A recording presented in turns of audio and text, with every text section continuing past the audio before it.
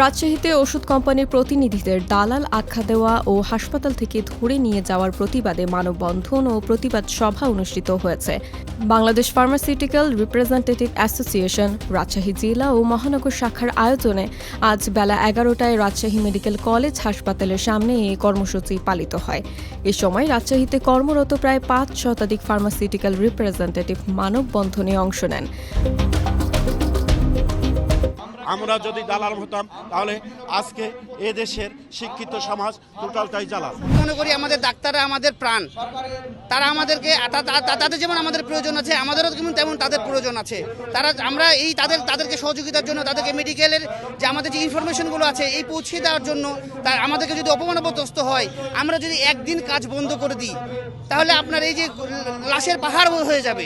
বক্তারা বলেন, উচ্চশিক্ষা শেষ করে তারা সম্মানজনক পেশা হিসেবে এই পেশায় যুক্ত হয়েছেন, কিন্তু বিভিন্ন সময় তাদের দালাল আখ্যা দিয়ে হেয় প্রতিপন্ন করা হচ্ছে, এমনকি হাসপাতাল থেকে ধরে নিয়ে যাওয়ারও ঘটনা ঘটছে।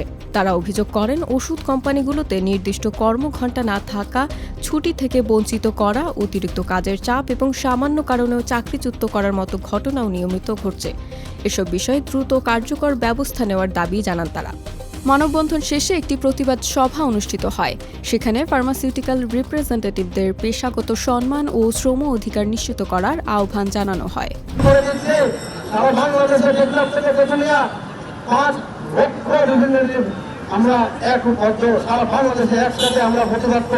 আমরা বিভিন্ন ইউনিভার্সিটি থেকে লেখাপড়া করে আজকে বিভিন্ন ডিপার্টমেন্ট থেকে গ্র্যাজুয়েশন মাস্টার্স কমপ্লিট করে আমরা এখানে উপস্থিত হয়েছি।